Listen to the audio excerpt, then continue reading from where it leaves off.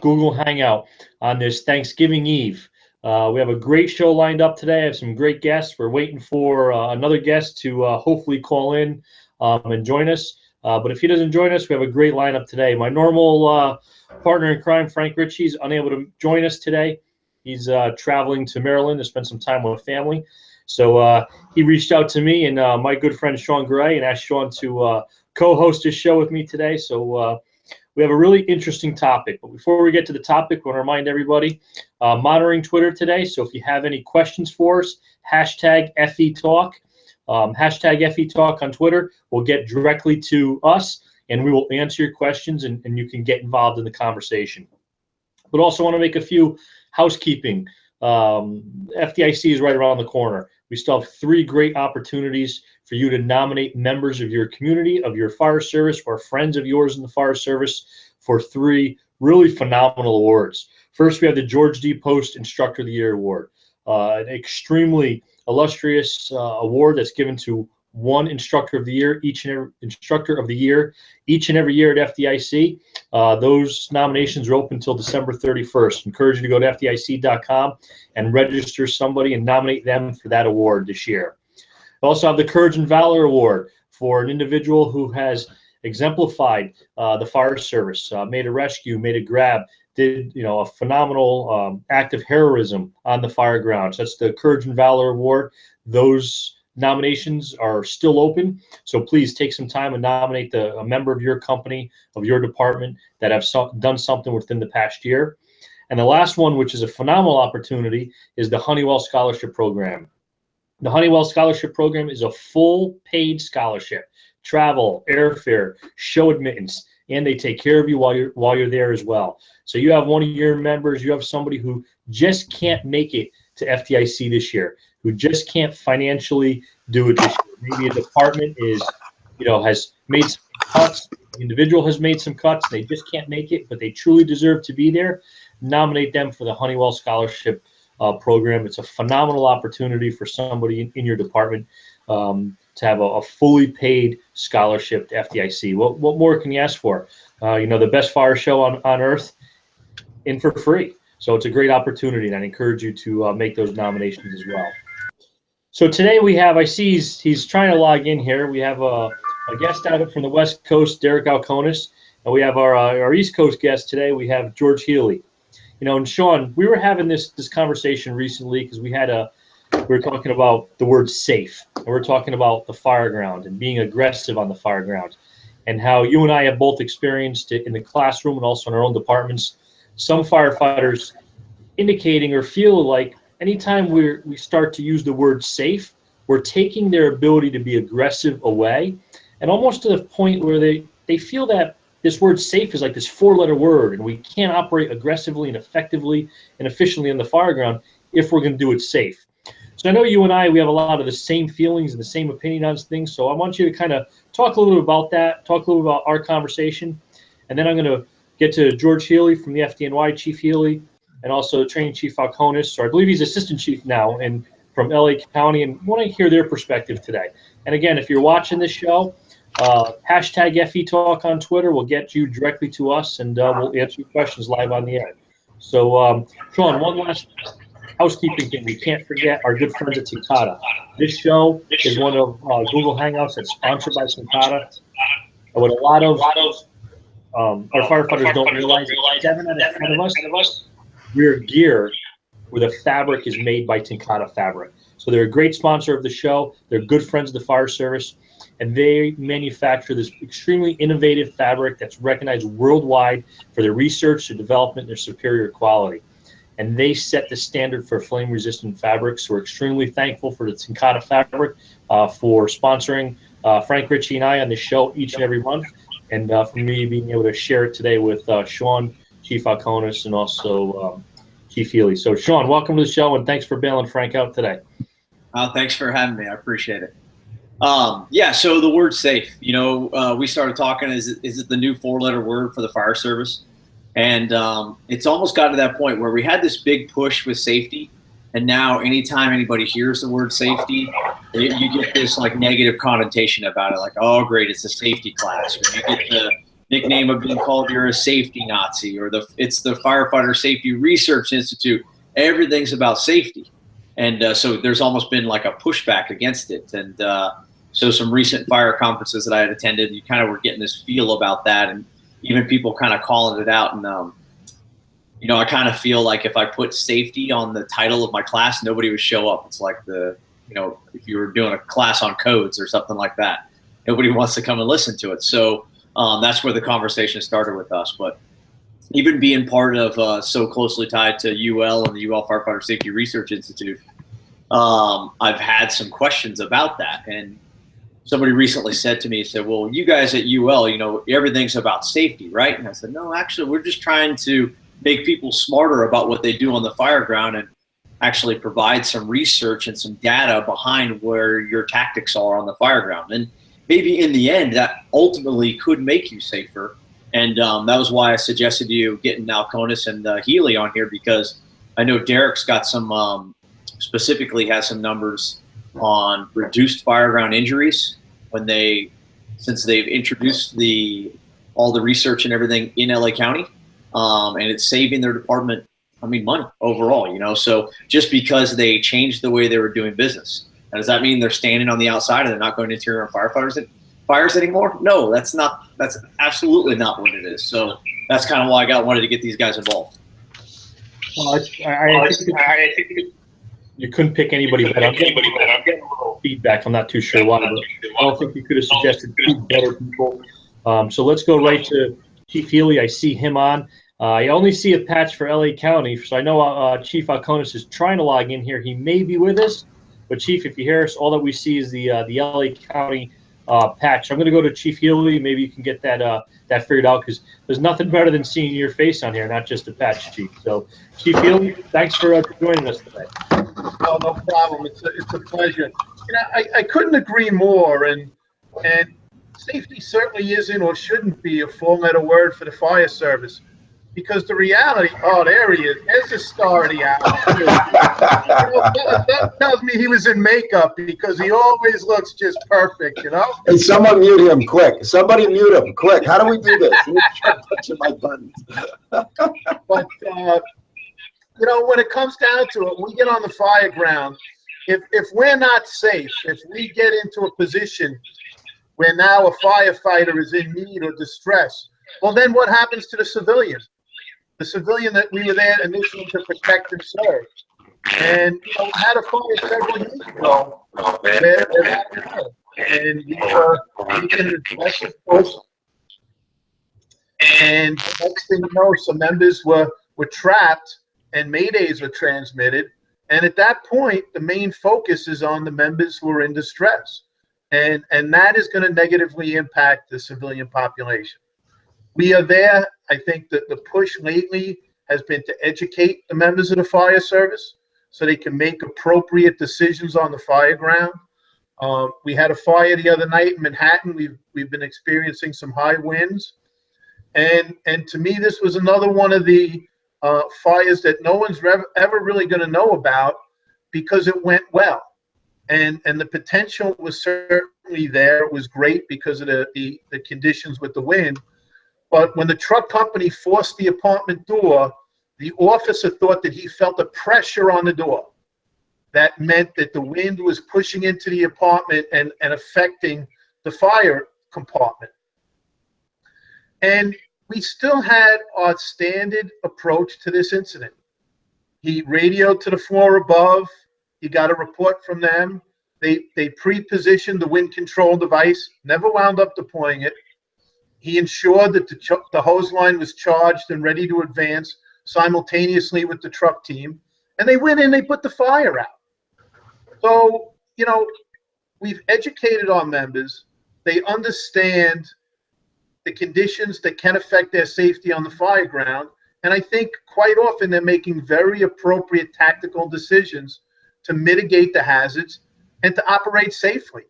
And, you know, my department in my 26 years, even absent 9/11, I have gone to my fair share of line of duty funerals.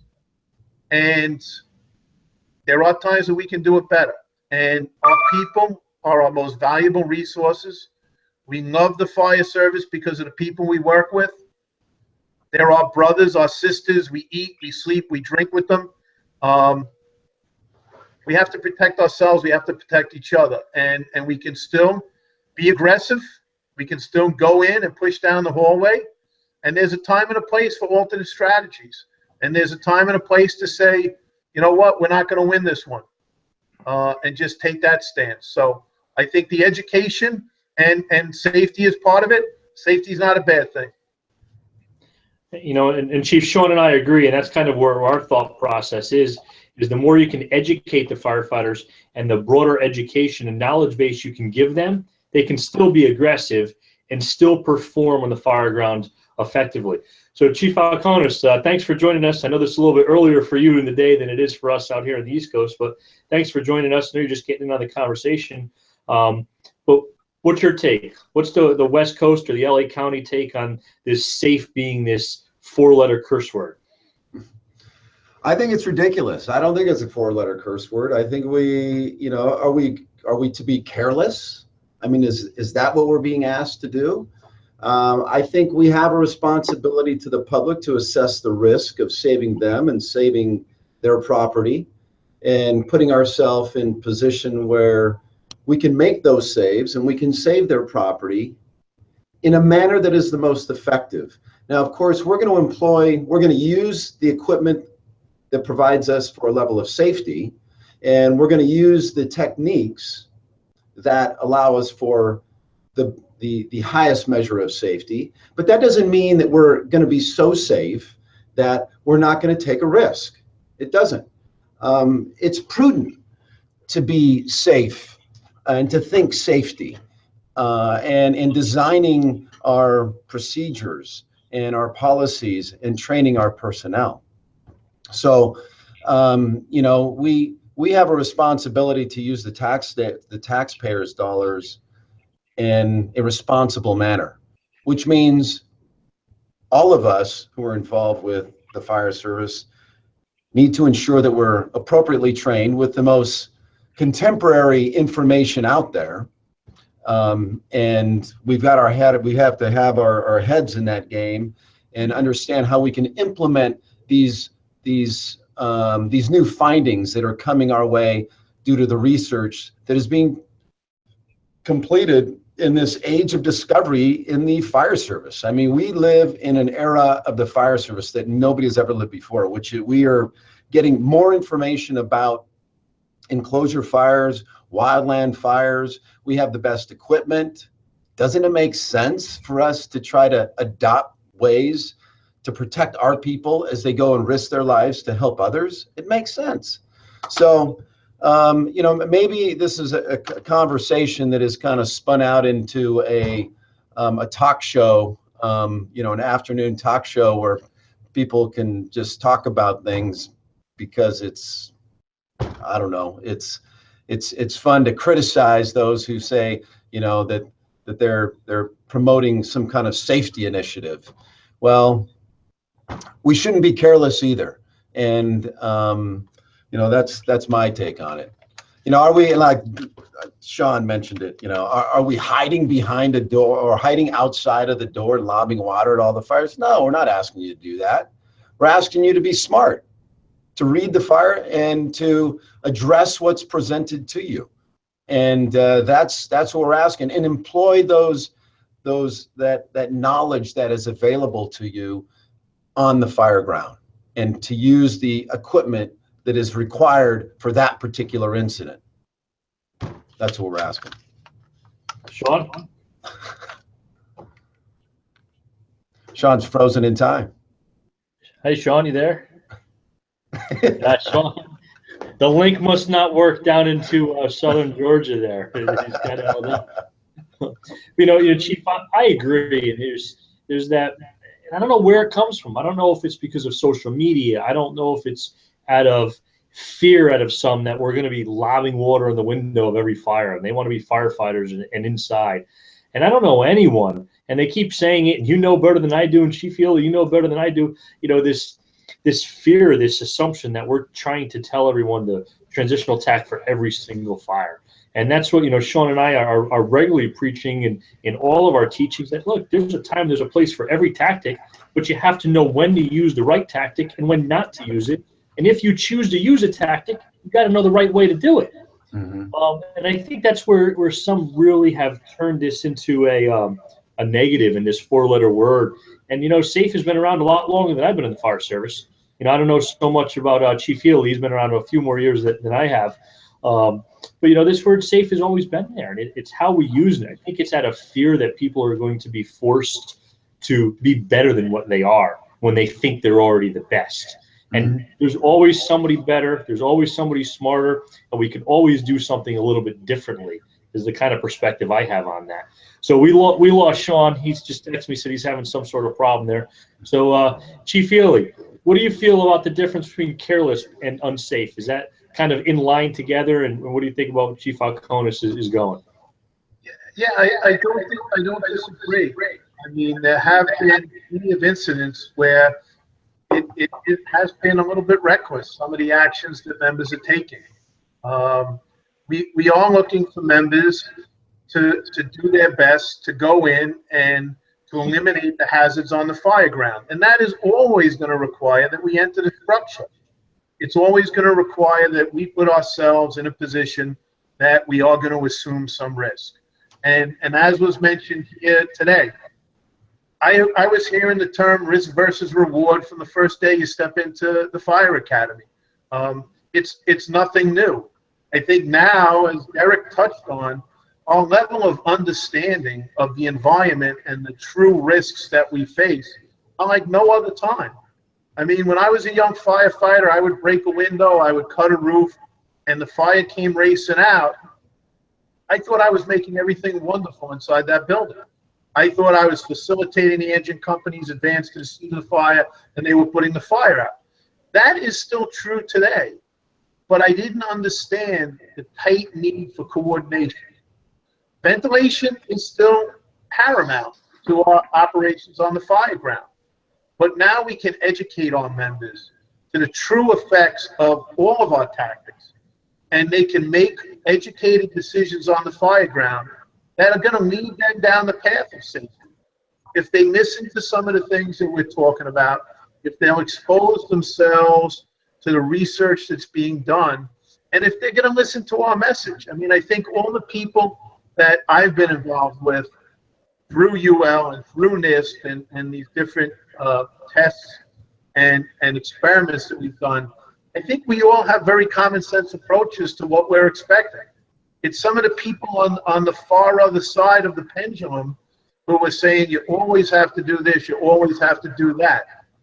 None of the people that I've been involved with this testing are saying you always have to do this, you always have to do that. We're giving tactical considerations. Is it a consideration to give it a quick knockdown from the exterior? Of course it is. Are there times when that's not going to be possible or it's not appropriate? There will be. And then we're going to have to crawl down the hallway in some fairly significant conditions. But what we know about door control, what we know about coordination of fire attack, these are going to be some of the key elements in people's understandings that really are going to allow them to operate safely on the fire ground. Because today's fire ground is unforgiving, I think, like ever before. And you can't argue that fact. The conditions change so rapidly now that there's not a lot of time to adjust on the fly if we're not prepared for the environment that we're operating in. I agree. I'm just reading through some of the comments on Twitter, and nothing that you said, Chief, I disagree with. So there's a question here, and I'll just throw it out there, and anybody can kind of jump on it. It's from Joe Pernesti. It says, would you agree that the fire service does more on Mayday after the fact, such as self-rescue, than we do command preparation? So is he asking, do we need to spend more time preparing our commanding officers for a Mayday event and not get so involved with actually the trying to extricate yourself from being entangled in wires? I guess that's the comment, right? Yeah, that's what it seems like, Chief. Yeah. So yeah, I mean, I think we definitely need to spend more time on the pre-Mayday things. You know, what can you do to avoid it? And in the information that we're getting from Underwriters Laboratory and NIST has provided us with that information that will keep us out of those situations. But what I'm, you know, struggling with is like, how much time do you have to train your folks in that, in those areas? Because there is so much material to absorb and to assimilate into your memory so you can use it when the time is right. And it's, you know, but you got to do EMS, you got to do hazmat, you got to do all these other things as well when you're employed as a firefighter. And a law enforcement officers have the same problems. So, you know, we do need to dedicate a portion of our training time to, like I said, really understanding that new research. And the commanding officers obviously need more time understanding it as well, but also how to run the incidents more effectively to ensure we stay out of those situations. Because as we all know, you get on an incident and there's a lot of folks that are making their own calls, and they're making decisions maybe that should be made by an officer, but they're making them independently. And if that officer understood the fire environment better and how it could progress in certain situations, then they would understand how to employ their resources more effectively and to you know, abate the situation. So, but that doesn't mean that we shouldn't be educating our folks on you know, when you get in a tight spot, because your body has to be responsive to that environment. I'm lost, or I'm entangled, I'm caught in this situation. It should be second nature that you can call upon those skills, which means you have to continue to do those things. So where am I getting at? I'm saying that we just need more training. We need to spend more time, you know, really devoting the necessary resources so our folks can, at a moment's notice, when they recognize the situation, can respond with appropriate behaviors, whether it be pre-Mayday or after the Mayday. I know that's a very long-winded response. No, I think it was a great response, Chief. And, you know, Chief Healy, being so close to New York City, you know, kind of pay attention to what goes on within the city, and, you know, listen to the audio and see the fireground videos. And FDNY has had their share of successful Maydays. How do you properly prepare your officers, and what type of time do they spend preparing compared to the firefighters preparing to get themselves out of those jams? Yeah, you know what? I mean, I think for us, that's kind of changing. You know, most departments, all departments, they train on firefighter removal and firefighter down and communications, how to give a proper Mayday. When I was going through in 2005 our command course, prior to becoming a battalion chief, a newly promoted battalion chief with about 2 months in rank was the incident commander at a fire where multiple Maydays were transmitted. So that morning we went to class. We had some very senior chiefs who were instructing the course. And for about 20 or 30 minutes, we discussed the incident, the facts that we knew, and spoke briefly about Maydays. So about 5 months after I get out of the command course, I get promoted, and I'm in rank for 2 or 3 months. I have 1 or 2 fires that go relatively well as a new incident commander. And then I wind up having a fire where I have multiple members trapped on the fire floor with life and death Maydays being transmitted. Not the, I don't know where I am, or I don't know where my partner is. These we're in the hallway and we're burning.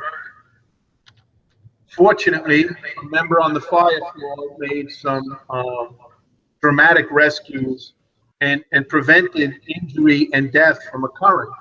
But after that incident, I called the chief who was running our command course at the time, and I said, you know, the 8 weeks that we spent together, you teaching us the skills that we need as incident commanders, none of really the formal curriculum was focused on Maydays. And I don't find it shocking that 2 new chief officers were confronted with 2 very real and significant Maydays within a couple of weeks of being promoted. Since that is now part of our formal training. We do it for our battalion chiefs, and then we do it once again when we promote to deputy chief.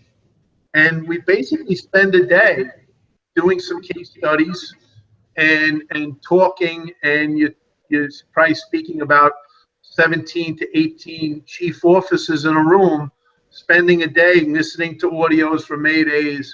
And we have seen that some of these new chiefs very similarly have been confronted with Maydays early in their careers as incident commanders, and the skills and some of the tools that we gave them to deal with Maydays were quickly realized on the fireground, and thank God they all had positive outcomes. And part of it has been the discussion of what is it safe to do tactically if a member's trapped or cut off or being burned. And we had a very young battalion chief a couple of months ago who had a company outside with a hose line, and he said, open that line. And they initially kind of hesitated. He said, open the line, put the fire out. It was a cellar fire. There were individuals trying to come down the interior stairs aggressively. And I personally would like to get away from that word, because I think that word sometimes puts people in situations they wouldn't ordinarily go to. But we were making a standard attack down the interior stairs to extinguish a cellar fire, and conditions deteriorated, and they were screaming, they're burning, it lit up, and the chief on the outside had a charged hose line, said, stick it in, put that fire out. And there was a moment of hesitation. He said, do it. They did it. Fire went out. Everybody was safe. So, you know, that's another one, to me, one of those success stories. And for some of the naysayers that you can't do it safely, there is a way to do that safely. And if somebody is in a building where they're getting burned, and years ago, we had a couple of line of duty deaths in similar scenarios, and there was reluctance to knock the fire down from the exterior, and those turned into very tragic events. So if we can use our knowledge from the testing that we've done to change conditions on the fire ground, especially when members are in distress, that's our aim and our goal. You know, Chief, what you're saying, it goes true to one of the comments that was made on Twitter. It's backtracking a little bit something you said earlier. This is so true, Chief Healy. We really hear about the scenes that go well. And then a follow-up comment was made by Bill Carey. His readership needs to take ownership, share those incidents to everyone. And I have to echo that. I think we do a great job sharing when something goes bad. You know, you look at the NIOSH line of duty death reports, you look at the internal department reports when there's near misses and things occur that are negative on the fireground. But rarely do we see reports or documents, even if it's just a one-pager, of what went well. At least locally in my department, we do a poor job at that, where we usually just focus, that job went really bad. We had X, Y, and Z went wrong, so let's get everybody together. Let's sit and talk about it. We just had a fire this past week that went really well. I should probably sit down with that crew and say, hey, you guys did a phenomenal job on this incident. You did A, B, C, D really, really well. Do you see anything you could have improved on? And then share that with others. So I think those are pretty good statements for all of us to kind of take in, at least for me in my job. And I want to try to get to Sean here. It looks like he has a change of location in his house here. Sean, how we doing down there with that Georgia connection? You all right? Yeah, I'm good now. I had to actually plug right into my kid's Xbox. So I'm good now. But, they're probably not going to be very happy to have in here looking at me right now. So, hey, Sean, if you need help, I have a 12-year-old that can come down and help you out, Sorry, so I had to bail out of my office. But, no, so, George, what you were talking about with the host streams and guys being hesitant to that. So we just did that with some live fire training. And what we did was put some guys in a room, and I actually learned it from Chief Alkonis and the guys that they did with they put their whole department through some of this stuff, was bring you guys in there, having the live fire there, and then bringing a stream in from the exterior. And done appropriately, it's not a fog stream, it's a straight stream, that kind of thing. So teaching those aspects that we've learned from the research, that I got to say, the first time that I did it, I was scared to death. You know, I thought my ears were going to burn off, and I was nervous. But the training that we did here recently, we had some guys come through, and had a guy from Boston specifically, had him come and sit in right in line with the hose stream. You know, as the stream was getting ready to come in, he was kind of leaning off to the left to get out of the way of it. I was like, no, man, I need you right here in the front, because you're the guy that I need you to go back. You guys are the departments that we need for this information to get out there. And then when it was all over with and they didn't get burned, they had fire rolling over their heads. Nobody got steamed, nobody got burned. And they were able to come out of that. And they're like, hey, that's the best drill that I've ever been through, to kind of break that mindset of, man, I cannot be near fire and let stream come from the exterior because it's going to hurt me or steam me or kill me. So you educated them, you gave them more information, and you made them safe where they know they can still be aggressive on the fire ground. Yeah, I mean, that's kind of the point. You know, George mentioned the safe, or the word aggressive. And, you know, being a younger guy, I tend to grasp towards that aggressive thing more. And I honestly think that if you apply the research appropriately to your fire grounds, that we can actually be more aggressive on the fire ground, that we can do things more efficiently, put the fire out faster, and, you know, rescue occupants and civilians. I mean, that's our ultimate goal, is to get in there and get the civilians out. But if you take the problem away from the victim, you know, that it makes things a little better. Agree. Got another comment here we'll get to in a second, but we're about halfway through the show, and I just want to have a quick shout out and encourage everybody to check out Tincata Fabrics. This show is sponsored the fourth Wednesday of every month by Tincata. And, you know, regardless of what turnout gear that you wear, regardless of what manufacturer you wear, whether it's Globe, whether it's Morning Pride, whether it's Lion, whether it's who knows what else is out there, Innotex, my department recently went to demo in some Innotex. 7 out of 10 of those turnout gear sets has fabrics woven into them, supplied by Tincata. So it's not just about knowing the manufacturer, not just knowing that you have gear that's black or that's tan or that's yellow, knowing what you're wearing, who has built the fabrics that has assembled that gear. And 7 out of 10 of our gear is made by the fabrics by Tincata. So check them out, tincatafabrics.com, and see what they have to offer. And the next time you're looking at purchasing gear, have your purchasing agents or your gear committee reach out to Tincata. We've recently done that in my department. They came in and assisted us to do a needs assessment for our department so we can truly look at what we need. So we weren't looking at any specific manufacturer doing a needs assessment for us. We're a fabric manufacturer of Tincata was assisting us with our needs assessment, which ended up pointing us in the right direction for the turnout gear that we really, truly needed to protect our memberships, that was not driven by a company who manufactures the gear and just assembling the pieces and the parts. So Tincata Fabrics, we're grateful for them. We're grateful for our engineering for giving us this platform today to continue this conversation on safety, being the 4-letter word, with Chief Alkonis, Chief Healy, and Sean Grey. So the last comment on here, the most recent one, and it's more of a question. So Chief Alkonis, I'll throw this your way. It says, why are we so hung up on words such as safety and aggressive, interpretations from others miles away? Hey, we don't need to be. We could define them ourselves, I guess. You know, and you have a responsibility in your own fire department to apply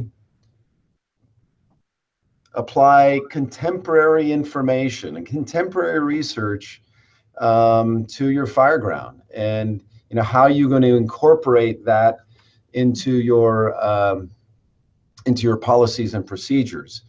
Yeah, we don't have to talk about safety. We don't have to talk about carelessness or whatever he mentioned in that tweet. But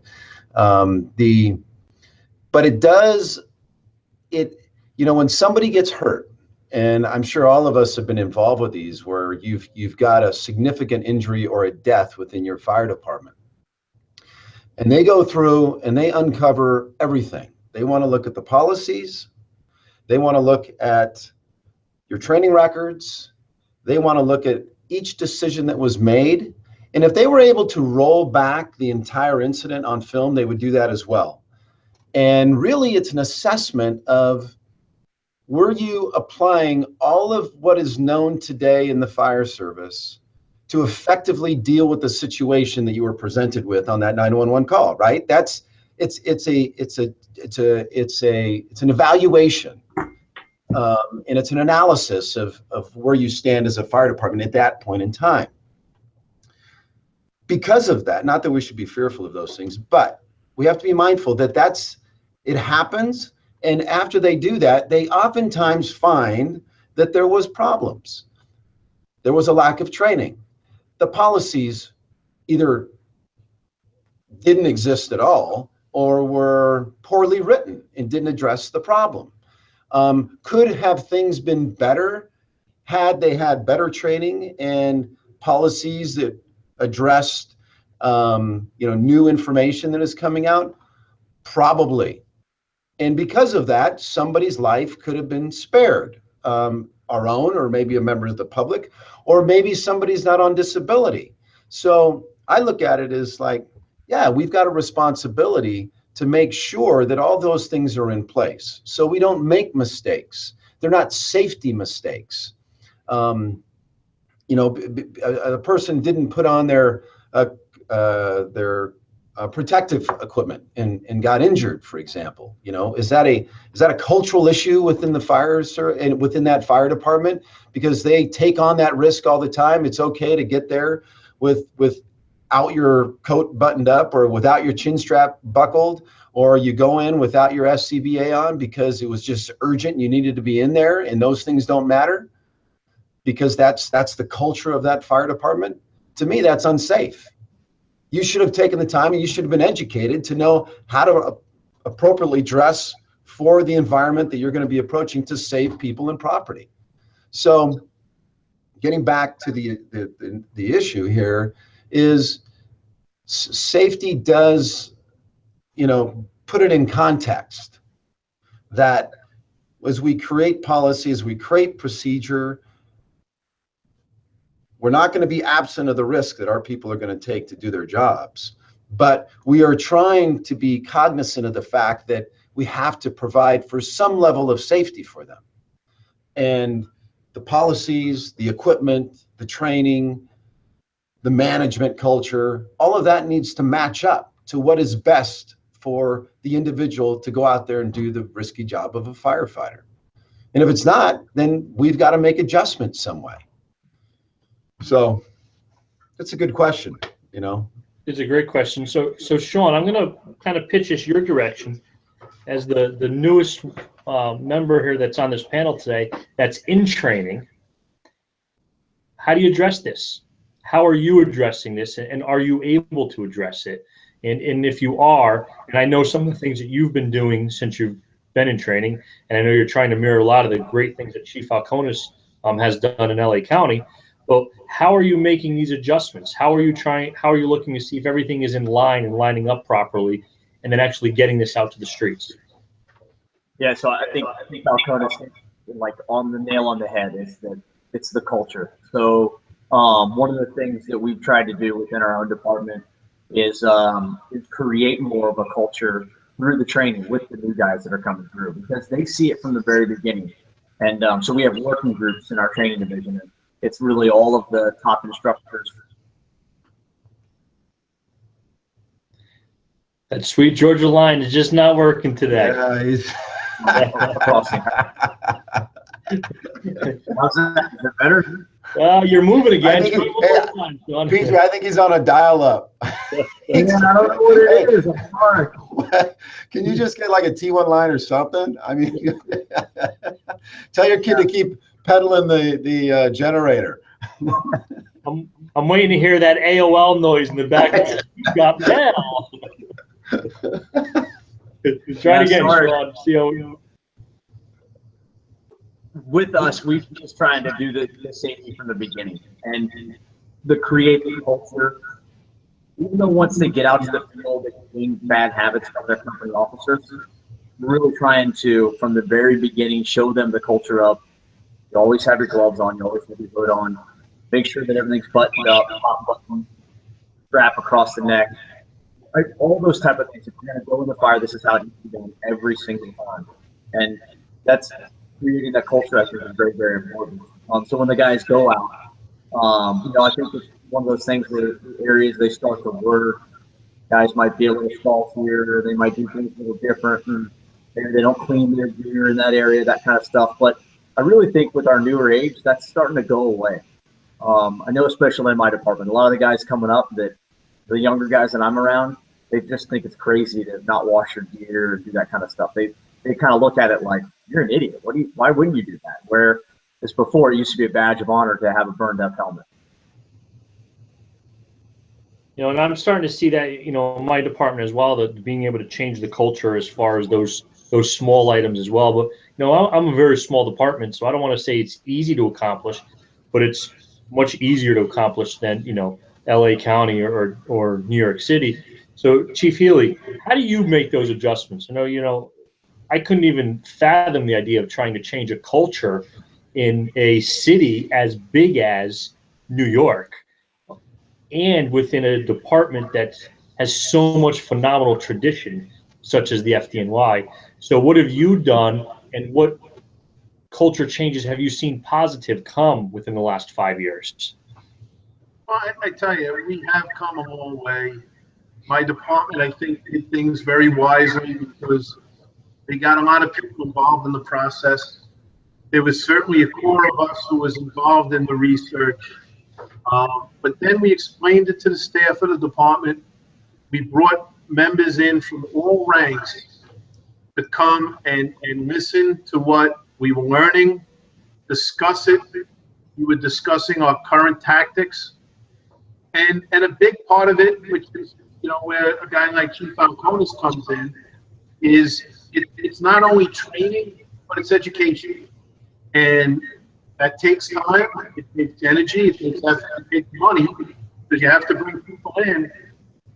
But I think one of the very wise things my department did was it found the funding to bring every chief officer in for a day of training. And the major component of that training was fire dynamics. And now, when they were looking at changes that we were making, they weren't huge changes, but we were refining our tactics to reflect the environment that we're in. Those adjustments to our tactics made perfect sense when you saw the science behind why we were making these changes. And I know a lot of times maybe the people involved in this focus a lot on kind of the naysayers, but I think the reality is that the majority of the fire service is understanding this. They're eager to hear this and get more of it. And there are still some vocal people, and I like to think they have the best of intentions. I like to think that they have legitimate concerns. But I think that we've come a long way. And we spoke to some people, one of which was being Vinny Dunn, and we asked him about change. One of the things he said was, you have to realize there will be a portion of the fire service they're going to keep that hard in mind. And you might not ever get them. That's reality. I think that we've gotten probably 95% buy-in from my department. Those are pretty good batting averages, And, when we talk about sometimes it's tough to measure, in 2009, we made some changes based on the wind-driven fire research. And I would have to say, honestly, we've probably had about 30 fires that were either wind impacted or there was some significant challenges from the wind, and those fires could have turned tragic. And most guys don't even know about them because they were successfully handled because of the education that we've given our members. And we've gone now 7 years. I think I'm going to reflect back, and hopefully I'll still be a member of my great department in another 10 years. And I think I know I'm going to have a smile on my face when I look back and say, you know what? We've gone 15 years now without a wind fire that seriously injured or killed one of our members. The history books I think are going to bear out the work that we've done here to be well worth our efforts and our labors. I think you're right, and I actually think if I'm correct, and Chief Alkonis, this is towards you, haven't you seen this cultural change already have an impact on your department as far as the money saved and the less injuries from the fireground? Yeah, so and we look at each structure fire that has a value loss of over $30,000. We actually look at those with a more in-depth by the officers. So they have to submit a second report in addition to their NFIRS report that they submit. So that second report gives us some additional information on the decisions that were made and the results of those decisions. They actually tell us, what size hose line they pulled first, where it went, where each person was positioned. Some really good information that you would normally not see on NFIRS. And what we're seeing in those reports is that, if it's got smoke and fire showing from the second floor on the Bravo side upon arrival, that they're pulling two lines. One line is going from the ground, bouncing a straight stream off the ceiling through that window. And the other line's going through that front door and getting those people in there to search and extinguish the fire. So what are those? We weren't doing that in 2012 and portion of 13. We've changed considerably and have adopted these new tactics. They're old tactics that were adopted new for us. And actually, you talked to some of the old timers that have been retired for a time. They said, "Oh yeah, we used to do that back when in early LA County fire days." But what are the results? The results are that we have seen a reduction in burn injuries to firefighters. We've seen a reduction in property loss that's significant, and we're continuing to collect the data on this. But just preliminarily, it suggests that all the efforts that were put into educating our members on the research and also all of the hands-on training that we've done, not only without fire, but also with live fire, has produced a return on the investment. And, and I'm hoping, just like Chief Healy said, over time, I think the history books are going to show that, wow, there was a significant shift at this point. And what was going on in the LA County Fire Department at that point. And we can show just from the little data that we have that there is a decline and in the burn injuries and the property loss. And we feel like we're going to continue to see that, even though we are seeing an uptick in the number of structure fires in LA County, which is kind of interesting. I'm not sure why that's going on, but shoot, we get one of those reports, well, several of those reports every day. And we're doing around just over 2,000 structure fires a year, servicing a population of 4 million people spread out over 2,300 square miles.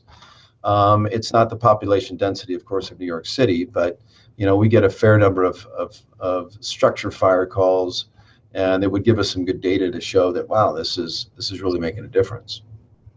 That's where I was going to go as far as the question, but you kind of answered it. So you've seen a decline in the losses, but you've seen an uptake in the number of fires that you're actually responding to.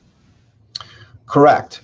Yeah. So it's the uptick in the number of structure fires isn't a bunch. We're talking 100, but we'll see what happens over the course of the next few years, and we're going to continue to see these. I'm not sure if it's because the age of the homes, something's going on with the wiring and all of that, because oftentimes it's due to electrical problems. And it's mostly fires that are occurring in our aging communities. So these are kind of early 1900s homes to, the pre-war era homes. So you're looking at 30s, 40s, somewhere in there. And these homes are the one. They're typically, those are the battalions that are having the most fire calls. Wow. I look And forward we still, you know, the other thing is that there's still work to be done. I mean, when I get one of those reports, I read it very carefully. I then go on to Google Maps. I put the address in. I look at the house. And we have other people that are doing the same thing. Then we evaluate kind of the words that were used to describe their actions. Then we may send some follow-up emails to find out really what happened and to get more details. And if they could share more pictures and more video. And oftentimes they do. They send some videos that were taken by people at the scene, which reveal the real, you know, what the real story is, and so we can really match it up. And there are times where we chose a tactic that wasn't optimum. And so we have to continue to educate, and that's why we evaluate these things. It requires constant effort. You can't just train your folks and say, okay, it's done. Everybody's going to do the right thing. No, we have to be reminded of how to do it right. We don't go on enough structure fires to have it in our memories so we know exactly what to do. We have to revisit the research, train our hands and our eyes to do the right thing, make sure we're pulling the right equipment at the right time, make sure we're coordinated with our people. That's a continual effort. Yeah. I thought I had something good to say there, but it actually escaped me. But maybe I stole your words. Yeah, that's exactly what it was, Chief. You stole it right out of my mouth. Hey, Derek, I think the issues out there is all that salt there corroding the wiring, you know? Hey, you got salt there out there too, pal. You're in Long Island. You're right. You're right. So we're down to like less than 10 minutes left. So what I want to do is we'll start, as I'm looking at my screen all the way over to the left, I'll start with Chief Healy. Let him give his last words and his opinions of all this and anything else that he may want to say to everybody listening and watching today. And I got to tell you, monitoring Twitter here, we have tons of people and tons of engagements today for the show. So there's obviously a lot of interest, but there's a lot of comments that are really in line with what we're saying here. So maybe this impression or these few isolated conversations that Sean and I have had with different individuals and some of the Facebook and social media exchanges of this safety being, or this word safety being a four-letter word, is in fact just an impression or an opinion that's very small based on the interactions today on Twitter. So I'm pretty happy to see all the positive comments that are being made today. So let's go over to the left of my screen. I got Chief Healy. Chief, what have we not covered that you want to kind of throw out there before we close out the show today? No, I would just echo, I think, the sentiments that have been expressed today. I think the fire service has come a long way. I don't think we can argue with what we've learned and what we're pushing out there. And the fire service is still answering the call the way we always have. I think we're doing it safer, more wisely now. There has been some concern from people that, oh, we're going to change. We're not going to be going into fire buildings. You know, as I mentioned earlier, I was involved in a fire where there were maydays. I was a new chief officer. That was in 2006. Well, we're more than a decade later, and I got involved with NIST, looking at wind-driven fires, and now UL. And I've been educated. I've been affected. And I've been affected by other things. I was affected by the fact that I was at the Watt Street fire where John Drennan, Chris Siedenberg, and Jimmy Young lost their lives when they got burned. Jimmy died in the building. Chris died that night in the hospital. And John suffered for 40 days. Standing in front of a fire building is a challenging assignment. And at times it's a nerve-wracking assignment. And I've been educated. I use that education to make tactical decisions. But in the decade plus that I've been a chief officer and I've been educated to everything we've learned, I think I've gone to an exterior attack maybe 4 times. I've gone defensive. We're still doing business the way we always do. We're still going to crawl down the hallways. Our members are still going to have to assume a level of risk, and sometimes a significant level of risk to complete our mission. But there are times when we can do it a little bit safer, take a little bit more time maybe, but we can do it. We can do it safely, and everyone can come home at the end of the day. And as a man that stands in front of a fire building, that's my main focus. I got too many good people who are putting themselves in harm's way. I don't want that resting on my shoulders. They didn't go home in the same condition that I sent them in that building to. And I put my head on the pillow at night, very confident in the decisions I make and the tactics I employ. Well, I couldn't say anything to that, Chief, and that's a phenomenal statement. And I wish that some of the naysayers can hear you say that. You're not somebody that's just, you're not just you're on the fireground. You're making decisions. You're making these calls, and you're sending brothers and sisters home to their family each and every day based on the tactics that you choose to deploy. And you're making those because you're educated and you're still operating safe and aggressive on the firegrounds. So kudos to you for standing up, and I've seen you stand up to some of those more vocal ones. And as well as I do, you're doing the right thing. So I thank you for that, because you've been a mentor and an educator to me as well as many others throughout the country. So for that, I thank you for myself as well as everybody else. I look up to Derek. I was going to go to Sean, but Sean must have his sons must have cut the Xbox out of his hands, because we lost him. He texts me, says he's coming back, but his minutes are numbered here on how much time we give him to get back. We're not going to hold up the show for him. So, Chief Alkonis, what do you got? Well, no, I really appreciated what George said. I'm inspired by the conversation. I don't mind the folks that are the naysayers, because they do require us to think about what we're doing, right?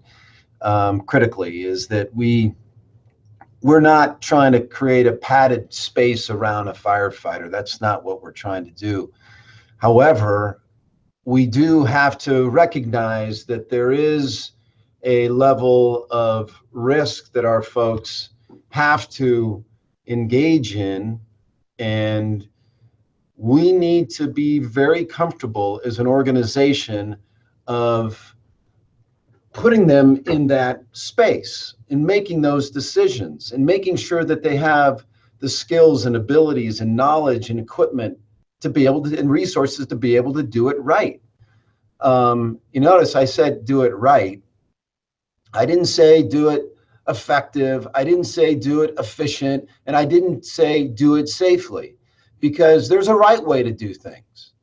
And really, on every fire, I've heard this. Some people say, well, yeah, there's so many different ways to fight a fire. Yeah, but there's the most right way to do it. There is. I mean, if you really were to break down the little pieces of it and every single little move that goes on, there's a perfect way to do it. And that, one of the inputs to that is ensuring a level of safety for the personnel. And it's the organization's responsibility to ensure that everybody is educated to a point where they can employ their services as a human being to save life and property as a fire service member. So, my message is, hey, don't be reckless. Don't be careless. Be smart. Know your job. Understand what the risks are and how you intend to engage in these different environments you'll be responding into. I take my responsibility as a training chief, and I was most of my career was out in the field. So, this is a short time in my career that I've been a training chief. And every day, man, I look at those injuries and they come in over the phone. I get beeped in every injury that happens in the LA County Fire Department. And I look and I go, oh, shoot, how did that happen? did the training go wrong? Was that individual misinformed, or were they not informed at all about how to perform? And that keeps me up at night, because I don't want someone to unnecessarily be harmed and be hurt. And it's important that we train our folks so we can protect them, so they can do their job and they can return home. So, but thanks for the opportunity, PJ, Sean, George. I really appreciate you guys and your invitation, and especially you hosting this, PJ. And I get educated just being with you guys, so appreciate it. Well, I thank you, Chief, and and for what Chief Healy and your comments really comes to play, and it kind of really humbles me and inspires me. I hope it inspires everyone else out there, especially when it's coming from two fire service professionals, as the two of you, who have been big proponents of the research-based tactics. And if those out there just truly listen to the words that you're saying, it's not about trying to prove a point. It's not about trying to prove the data's right. It's not about trying to prove that the money has been well spent. It's about making sure your members are educated to what Chief Alkonis said, to do it right, but not so it's a check on a box. It's so that the members go home to their families each and every day. And I think that's a phenomenal message. And if you think about the bigger picture on Thanksgiving Eve, that's really, really what it's all about, is our families. And, I'm doing this from, I took a short break from the office today, and I'm home, and my wife and daughter out in the living room. And, I know Chief Healy, you're home, you're using your daughter's room today. You got family day at home, and Sean's kids are there today. Chief Alkonis, sorry, it looks like you're the only one in the office right now. But there's pictures up there of them. That's what it's all about. All of our time in the fire service is going to come to an end one of these days, and we're going to go on to other things, whether it's just retirement. But our family is always going to be there, and the brothers and sisters that fall under our command, they have families that they want to spend a long, healthy, happy life with as well. And for those of us in training and that are behind the research and the data and the being smart on the fireground, that is what it's truly about for me, as well as Chief Healy and Chief Alkonis, as we heard today, to making sure that we're doing it right. And if we're educated, we can do it, and we're smarter on the fireground, we can still be safe, aggressive, and do what's right for the public. I couldn't write a better ending to this show today. Chief Healy, thank you very much. Chief Alkonis, thank you. Your words are always inspiring from both of you. I hope the two of you have a great Thanksgiving with your family. Sean can't even get on the internet anymore. His line is dead. So feel free to call him and give him a hard time. I don't even know if his cell phone will work all the way down there in Georgia at this point. But he wanted me to extend thanks to the two of you, as well as happy Thanksgiving. So thanks for joining us today.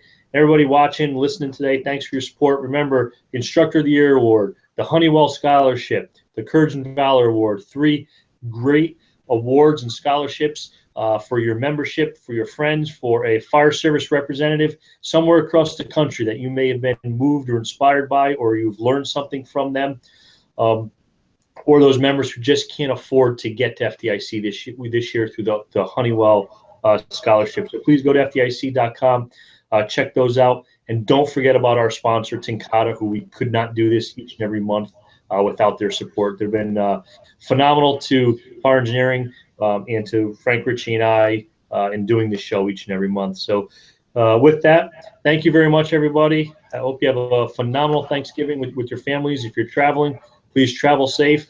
And we look forward to seeing you next month, the 4th Wednesday of the month. Frank Ritchie should be back by then. And the plan right now is to bring in Chief Alston, who's the new chief of New Haven, Connecticut. And we're going to be discussing labor management relations. Because as many of us know, the challenges that the city of New Haven has had over the many, many years that Chief Alston has just jumped into from Jersey. He moved up to Connecticut, and we're going to talk about his first 90 days as chief and building those labor management relationships. I'm really looking forward to that show. So thank you, everybody. Chief Halton, thanks for the opportunity, Fire Engineering, and Janelle, who's behind the curtain running the show for us today. So thank you very much, everybody. Have a great weekend. Happy Thanksgiving, everybody. Happy Thanksgiving. Yep. We'll see you guys. Stay safe. And Sean, if you're there, hey, talk to you soon. I think Cirillo sabotaged him. Thanks, guys. All right.